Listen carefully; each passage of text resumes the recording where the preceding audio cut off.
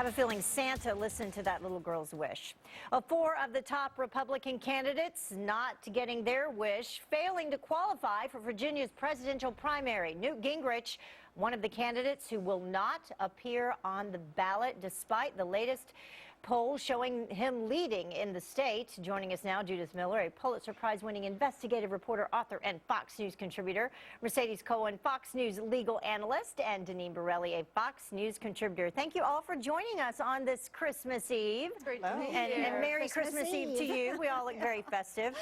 So Virginia, one of 11 states holding this primary or caucus, March 6th, Super Tuesday. We have 46 delegates up for grabs and only 2 on the ballot, Ron Paul and Mitt Romney. So does it count? Well, it counts, but what does it say about those campaigns that they couldn't organize themselves well enough to meet Virginia's minimum standards to be on the ballot? But Newt actually has a point, Newt Gingrich, when he says, come on, how is this going to be a fair contest when only 2 out of the top 6 contenders are going to be there? I mean, it's an unfortunate situation because we want more people to vote, not fewer people to vote in these primaries. It's form over substance. I mean, obviously the voters have the right to say who their candidate should be, and that's why there's such an outcry. There will be, certainly. The fact that some of these top contenders aren't there on the ballot, that's infuriating to the voters. Yeah. Well, listen, they say Newt is the smartest man in the room. Well, the smartest man in the room has taken himself out of the race for Virginia delegates. So now I think the question is, who will the Newt supporters support? Will they be behind Romney? Will they be behind Paul? Because now it's a 2-man race. But they say I think that's one of the questions. They say they're going to try and organize a write-in, but if they can't organize...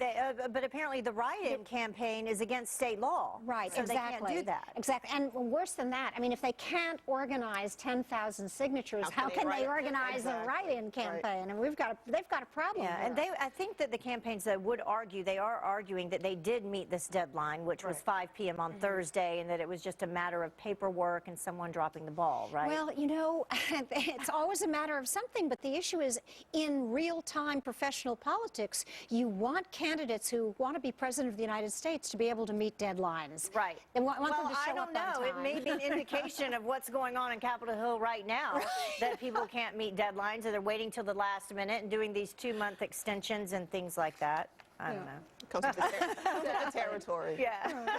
So the U.S. Justice Department, another topic that we're talking about, rejecting a voter ID law passed by the South Carolina legislature, signed by Governor Nikki Haley.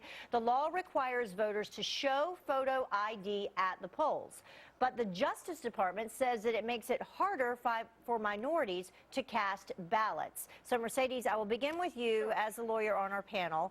Any legal validity here, either way? I think it's outrageous. We've had on the books, even on local laws, that you have to carry around ID. Certainly everyone should have some form of identification in order to vote, especially in a process as critical as that. I'm not sure how the DOJ is going to intervene and say somehow there's discrimination afoot because you're requiring minorities.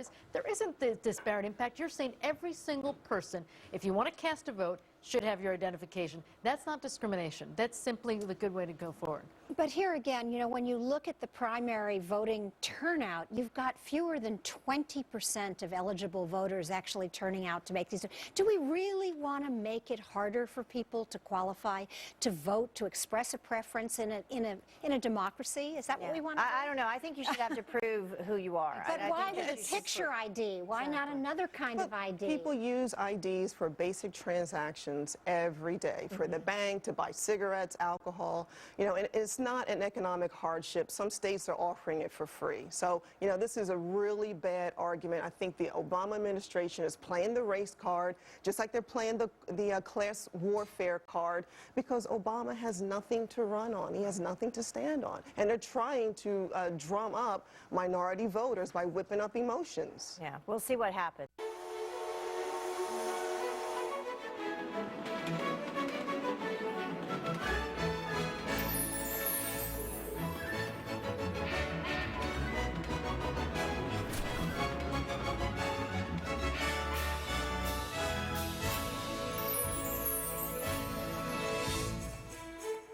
And following that happy festive music, this, a TSA agent at a Las Vegas airport confiscating a cupcake out of concern that it could be an explosive. This really happened. The worker reportedly telling a passenger that the frosting was enough like a gel to violate TSA restrictions.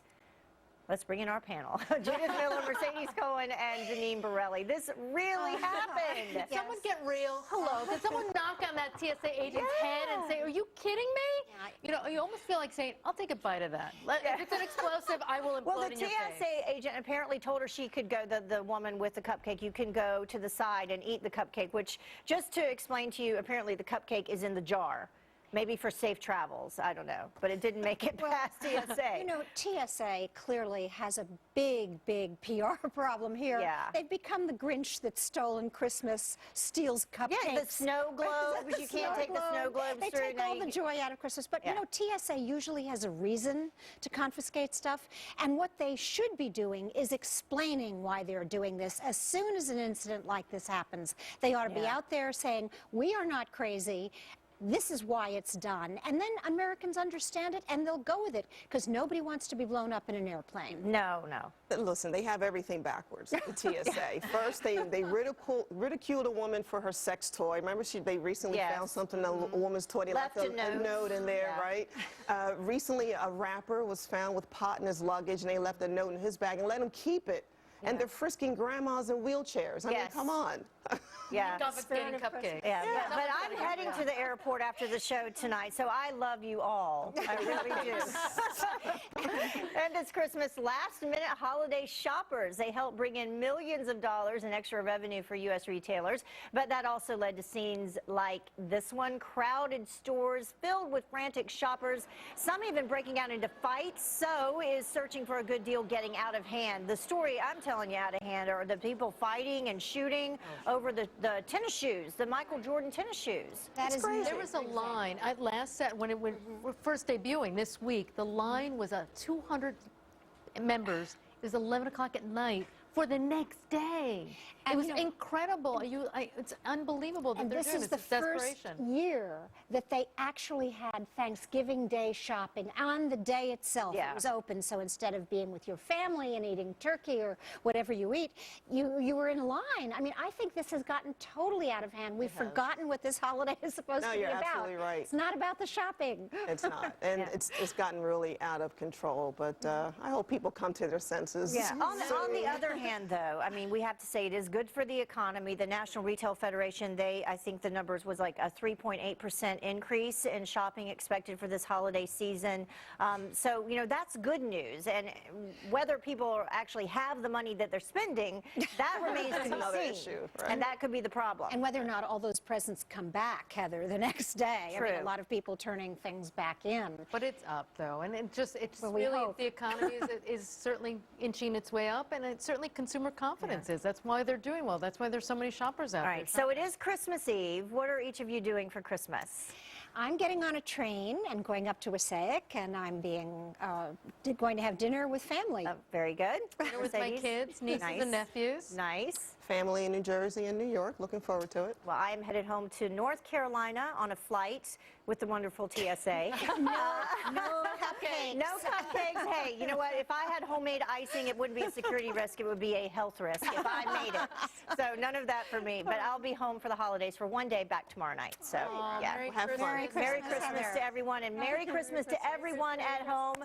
And Kelly, Merry Christmas to you, too. Thank you very much, Heather. And ladies, I could listen to you for another hour, but we don't have another hour. But I do have some cupcakes for you. That would do it for our show.